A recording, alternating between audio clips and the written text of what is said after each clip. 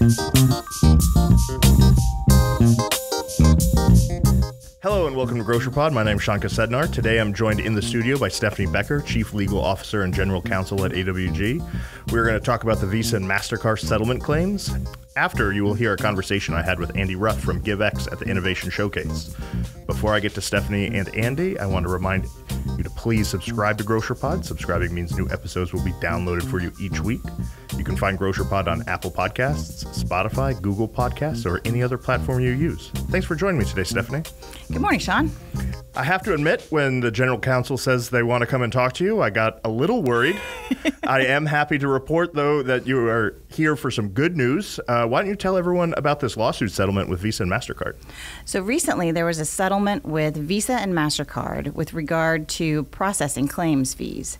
It's a $5.54 billion settlement. It impacts about 18.6 million retailers, so not just grocery stores, and is coming up on an extremely close filing deadline. May 31st is the deadline for anyone who took MasterCard or Visa branded credit cards from January 1, 2004 through January 25, 2019. So it's a pretty big span of time. I can't imagine that any of our retailers wouldn't fall into that category. It would be very small, anyone who wouldn't fall in. And so this is just money that's out there for them to come and claim. Exactly. The last thing they want to do is leave this money on the table. And what's the process like? So the process is intended to be extremely simple. There were claims forms that were mailed out. They had a QR code on them. You could scan the QR code. It would take you straight to the website. You'd check the information, hit submit, all would be good. There have been a few hiccups, and I know that there are retailers who have not received their claims forms, or if they've received them, they've had incorrect information on them. The process is still intended to be super simple and super easy. There is a website you can go to, paymentcardsettlement.com. Sounds a little odd, but that actually is the real website, paymentcardsettlement.com. You can submit your claim there, and it should be 5 minutes or less in order to actually get your claim submitted. That sounds very fast to me. I know in the video that we just recorded, you talked a little bit about maybe that there might be third parties reaching out to people. It doesn't sound like that's super necessary and they should be avoided. No need to go to a third party. They're going to take 20+% of your overall recovery. And again, the overall process is supposed to take 5 minutes or less. So the last thing you want to do is hand over any portion of your funds to a third party in this process. If you have questions, if you have concerns, the great news is that the class attorneys, the attorneys representing the class participants, are fantastic and are more than willing to answer any questions or any concerns. And so they are very easy to reach. I'll give you their email addresses because you can email them. That's the best way. The two attorneys are Zan Bernay, and her email is xanb@rgrdlaw.com, or you can email Ryan Marth at rmarth, M-A-R-T-H, at robinskaplan.com. That's ROBINSKAPLAN.com. They're great and happy to answer any questions. You also mentioned that retailers may have gotten something in the mail. That's not something that came from AWG, right? Correct. This came straight from the claims administrator. Epic is the claims administrator, EPIQ. So if you've seen something in the mail from Epic and it says claims form, if you still have it, don't throw it away. If you have thrown it away, again, not a problem. Go out to the website, paymentcardsettlement.com, and you can submit your claim online. Is there anything else retailers need to know about this claim settlement? If they've had questions, concerns, and they've sent those to the claims administrator and they still haven't heard anything back, if it's been a while, especially if it's been more than a few days, that's when I suggest sending emails to the class attorneys. Again, Zan Bernay and Ryan Marth, in order to make certain that they're getting responses, because it does appear that the class attorneys are working to make certain as many responses are getting answered as quickly as possible. And then how quickly do we expect the settlement payments to go out? That is a very good question. There's still an awful lot of work to do after May 31. They're going to be verifying claims, making certain that there's nothing fraudulent. There are a bunch of humans involved in this, which is a good thing because they're going to actually be reviewing and paying attention to everything that's out there, but it may take a while. And remember, I said there's 18.6 million retailers who could file claims. So I would anticipate that it will still take a while. I have no idea on what that actually means in terms of when funds are actually going to be going to retailers. Okay, so don't be expecting to get paid immediately, it sounds like. I would not be using those funds for anything for your Labor Day purchases or anything else.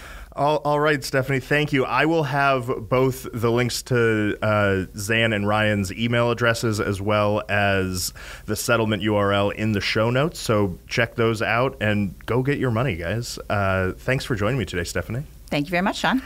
Now here's my conversation with Andy Ruff from GiveX. Next up, I'm joined by Andy Ruff, VP of Community Rewards at GiveX. Andy, thanks for joining me today. Hey, Sean, thank you. What a great show. Thank you. And I know because many of our member retailers are familiar with your coworker, Chris Higgs. I do need to call this out that you are only here because he was too afraid to come on. Like that's correct. Well, you know, I guess if I admit that, I could get in trouble, but I'm just going to go ahead and admit it. Yes, I think so too. He's not here to defend himself, so this is the best time to talk about him. Well, Sean, this is now my third medium, right? So I did a video thing earlier. Mm-hmm. I did a Learning Lounge presentation just finished a little while ago, and now I'm on a podcast. So I'm just making all the stops. Yeah, we're making you a star today, Andy. Why don't you tell me a little bit about that Learning Lounge presentation? Oh, okay. So one of the things the retailers struggle with is that they feel as though their points programs aren't very effective. And I've been dealing with points programs for over 30 years. And I'm much more in the camp that we can't focus so much on cost. We want to focus more on behavior change. So we want to increase best customer spending. We want to be able to capture that first party customer data. And that's really the point of points, is to get that data. Mm-hmm. Because you've seen everybody here, I don't know how many times I've heard first party data. We've got to have data. The RMN network, all of the technology folks that are here, it's all about data. So we can't just do it for data's sake. We also have to make the points work for us in sales. So that's what it was about. That makes sense. If you had to give me 30 more seconds on what's two things that stores can do to make their points more effective? Well, one is that I think increasing the value of their points program so their customers become more engaged with it.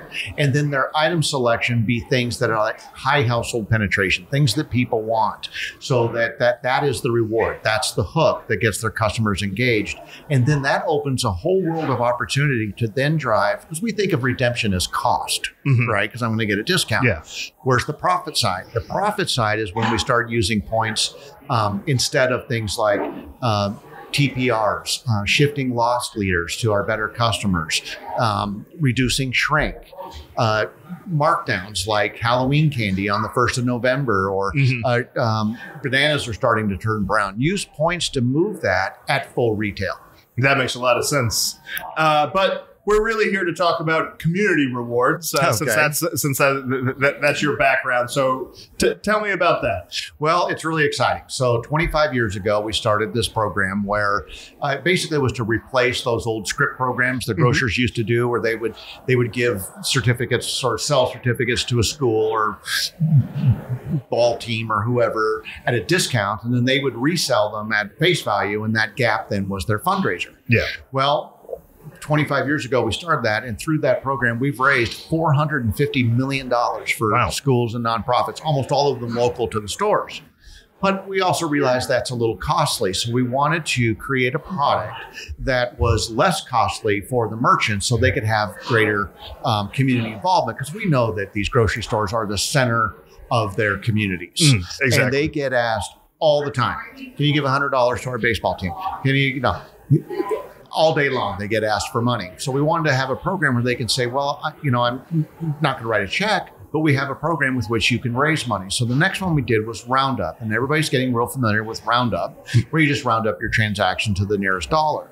Well, that is usually just one charity at a time.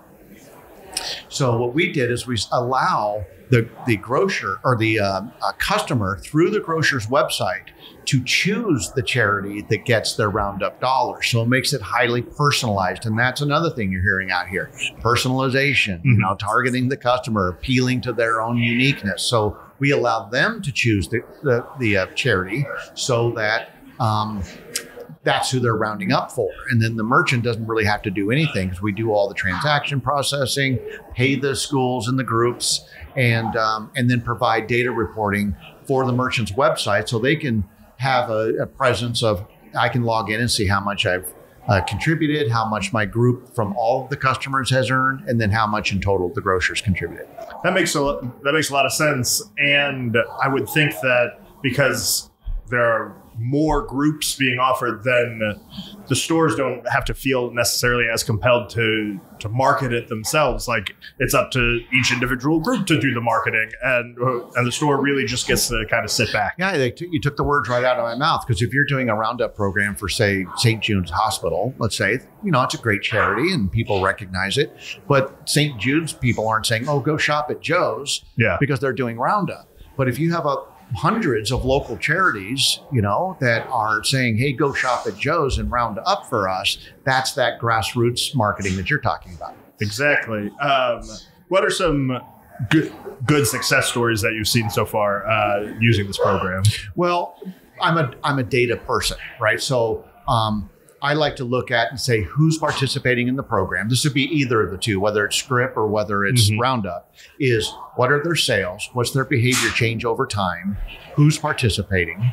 And really come back to the merchant and say, here's the results of your program. And in almost every case, I see much larger transaction sizes, much better customers participating.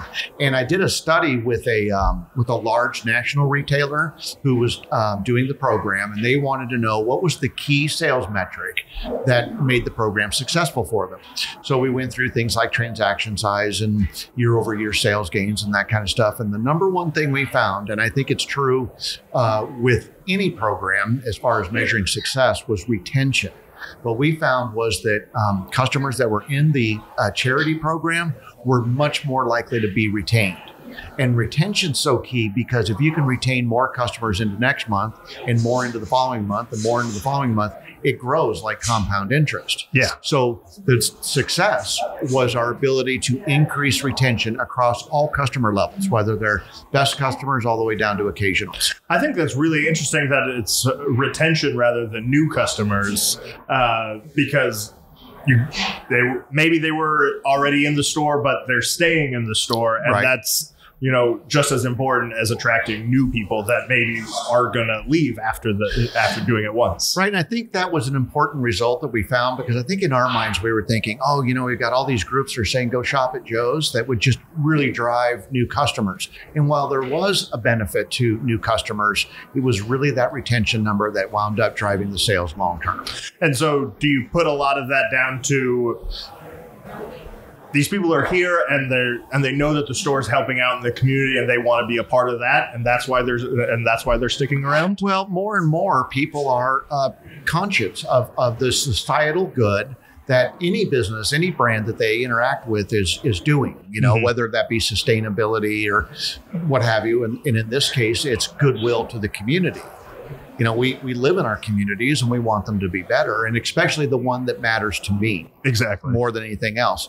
And then another interesting thing about that is sometimes when you contribute to a charity, it can be controversial, right? I mean, I don't really want to give any examples here, but you can imagine there might be a charity that matters to me that could be controversial. Well, if I'm choosing the charity, it's no longer controversial, because that's what matters to me. It's not what the merchant decided to contribute to. Exactly. And no one has to declare it. You just declared it online, and then you say, I want to round up, and then your money automatically goes to my charity. So that's a really slick program. Yeah, that is really good. If anybody listening is interested in starting this program, what do they need to do? Well, they could contact me via email. That's andy.ruff, R-U-F-F, F as in Frank, @givex.com. Perfect. I'll have a link to your email in the show notes, and people can contact you. Well, if I could stick around a little bit longer, I'd like to talk about a couple other components that GiveX does. Oh, absolutely. Because GiveX is really three things, okay? One of which was community involvement. But we also have customer engagement programs. So that's things like, loyalty programs and digital coupons. And we have thousands of AWG retailers that are using at least one of those products. And we supply digital content for coupons to thousands of others through other channels. So that's really exciting for us. And we've had a great time at the show because so many people are familiar with this, and we've had, great success there. And that relates directly to the learning lounge that I gave on dealing with that customer engagement piece. The third piece, so we had community, we got engagement. The third piece is digital. And that is digital media. So things like websites and apps and email and text and in-store digital signage, those kinds of things. And what's exciting about that is that the data collected on the engagement program follows those other pieces, right? That's how we do email, and that's how community matters because it's customer specific. And so that's the buzzword omnichannel that we hear so much about. And that's really exciting times for us. Yeah, I really enjoy the possibilities of taking that data and bringing it to the in-store engagement platforms and having that signage and stuff.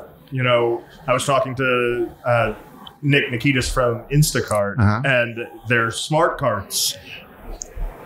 Ads can pop up simply by walking down an aisle. Right. And those are geared towards customer preferences and customer data, and the possibilities are just really endless. And I'm excited to see where companies like GiveX, can take us in that realm. And that's one of the things we've really been working on. Is I said that we're providing digital content through thousands of other stores and channels as well, things like that, where it's not just, online delivery, but it's also savings as they buy certain items. So that's been a real active growth area for us, is to, provide this content in other channels. How has it been?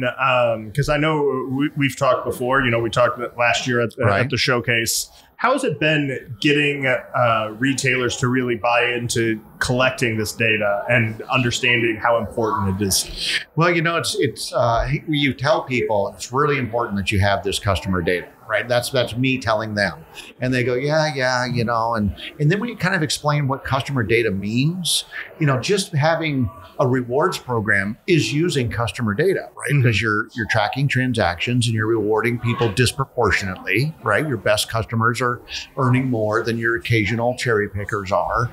And so that's already segregating and using customer data. But boy, when you're out on the floor and they're talking about all the stuff that is coming up or is here, but is being expanded upon, that's all dependent, its success is on that first party customer data. So it's no longer us just saying that. Yeah. It's everybody else who's gaining access to that and targeting shoppers to come to your store. So it's not just me anymore, it's everybody. Exactly. Yeah. If anyone listening, AWG member retailers can take one thing away from Innovation Showcase 2024, I think it is just this data is important. You need to be collecting it. And once you have it, then the options are really limitless on what you can do with it. They really are. And the ability to put it to work is getting easier and easier and easier. So it's not like you're sitting there with reams of printouts or something where you're going, what do I do? My head is swimming. There's so much that can be done, and automation is key. Yes, I think like early adopters in the e-commerce sector might have felt overwhelmed by the data that they had, and like it really just kind of sat there and they didn't do anything with it because it was really hard to do stuff with it. But like you said, it's a lot easier now. Yeah. And the show itself is, I've been coming for several years now, and every year it's funny because one of the things I had to do was to make our be involved in the team to make our booth look nice, so people would stop by. And so, a few years ago, it was the booths looked really nice. And then the next year they all looked better. And I mean, you walk around on the floor and these presentations are incredible. Yeah. So the show is really amazing, and it keeps you on your toes to keep up and say, we have to innovate. We have to look good. We have to present ourselves.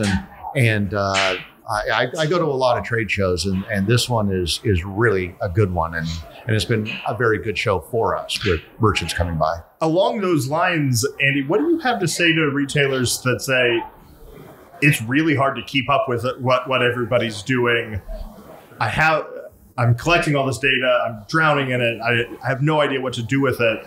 Where should they focus their energy first? Well, I think the first focus is getting the data. So having a very effective rewards or points program, whatever you want to call it, or if you're just doing digital coupons, to get as many people participating as you can. Now, it's hard to get a large percentage of your customers to participate in coupons on every single transaction, because you really want a complete view of the customer. So, starting with a loyalty program, doing a nice job on execution, not just to collect data, but also to drive sales as well. So that's the right starting point. Then I think working with your partner, your GiveX partner, and saying, what should I do next? And we have partnerships with various providers. AWG has the RMN network, which is awesome. And, it just naturally feeds to the next thing. But having a partner in this is really important, whether it be your loyalty systems or at AWG, who are great partners. Yeah, there's so much to do, and we know that retailers are busy and swamped with just the day-to-day of running their store. And so don't try to do everything all at once. Right. Really work incrementally and find some great partners like GiveX to work right. with. It's funny you say that, because one thing I always say is don't try to do 1,000 things. Do one thing 1,000 times better. Absolutely. Yeah. Andy, anything else you have to say to our member retailers today? No, that's it. Great show. And I hope it looks like more and more people come every year. And weather's been okay. It's been a little cold this morning, but well, good thing that's spring in Kansas. Huh? That is spring in Kansas, and good thing everyone's inside on the show floor. That's anyway. right. The weather doesn't even matter. That's right. Thanks for stopping by today, Andy, and I will have your contact information in the show notes. Great. Thanks, Sean. Thanks again to Stephanie Becker for coming into the studio to talk about how to claim your money from the Visa and MasterCard settlement. Check the show notes for the email addresses for the class representatives, as well as the claims URL. Believe it or not, I still have lots of great conversations from the Innovation Showcase. I will be rolling them out over the next month or so. There were so many great vendors, and I want to make sure you hear all of it. Thank you all for listening. Please remember to like and subscribe to GrocerPod. That way you can stay up to date on all the latest things going on around AWG. And until next week, this has been Shankar Sednar for GrocerPod.